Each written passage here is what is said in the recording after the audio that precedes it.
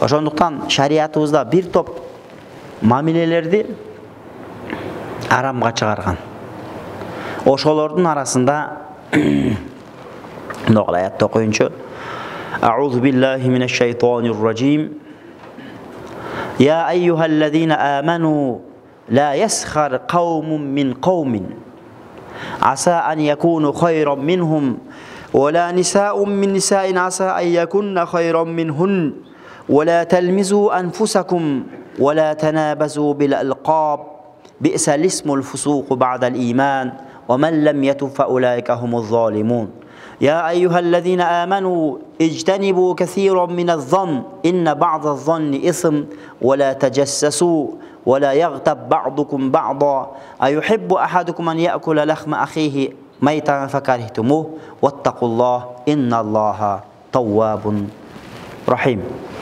Мына ушул аяттарда Алла Таала бир топ мусулманга лайыксыз болгон, мусулманда болушу керек болбошу керек болгон сыпаттарды айтып атат да. Мындай дейт: Я айюхаллазина аману, эй мен ыймандуумун дегендер, мен мусулманмын дегендер.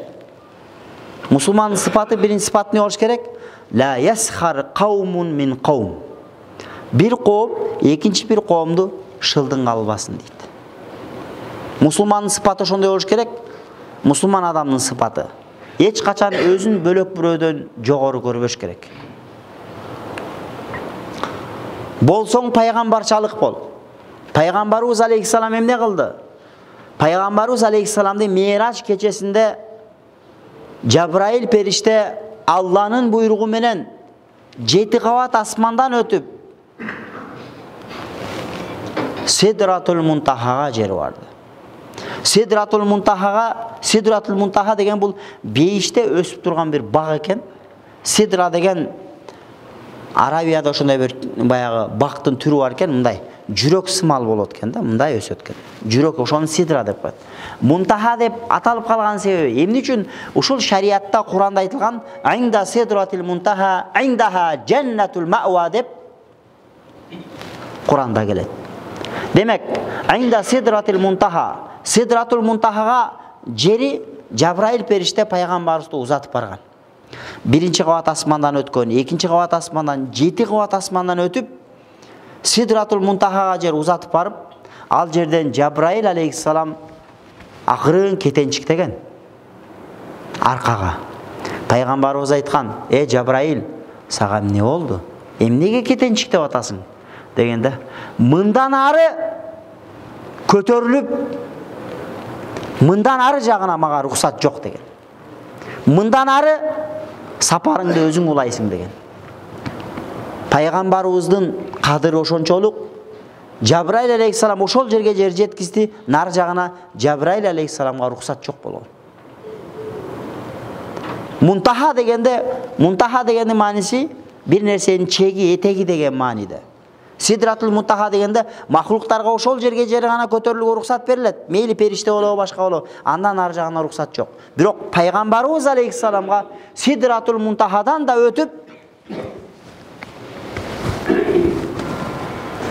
андан да жогору көтөрүлүүгө Алла Таала рухсат берди. Бирок пайгамбарыбыз Сидратул Мунтахага жери көтөрүлүп, кайра эртеси күнү келип, мен деген Сидратул Мунтахага бардым, мен анттым, мен минттим деп өзүн элден көтөрүп, текеберлик кылып, эч кимди тоготпой койгон эмес. Пайгамбарыбыз алейхиссалам кайра келип, колу жукалар менен, кедей кембагалдар менен чогуу бир дасторкондо бир табакта тамак жеп, камыштан токулган таардын үстүнө жатып уктаган пайгамбарыбыз алейхиссалам. Пайгамбарыбыз алейхиссалам карай турган болчу болсок, кичипейилдүүлүктүн чыныгы идеалы бул пайгамбарыбыз алейхиссалам болгон. Азыр биз кимбиз?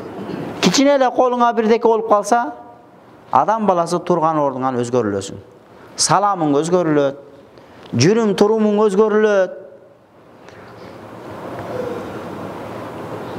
Пайгамбарыбыз алейхиссалам ошончолук деңгээлде көтөрүлүп атып, ал эч кандай өзгөрүлгөн эмес. Биз мусулман адамдар ошондой болушубуз керек. Байга берген салам менен кедейге берген саламдын айырмасы болбош керек. Эгерде байга берген саламың менен кедейге берген саламың айырмасы болсо, анда сенин мусулманчылыгың дагы эле алсыз. Анда сенин мусулманчылыгың дагы эле бышып жетилелек.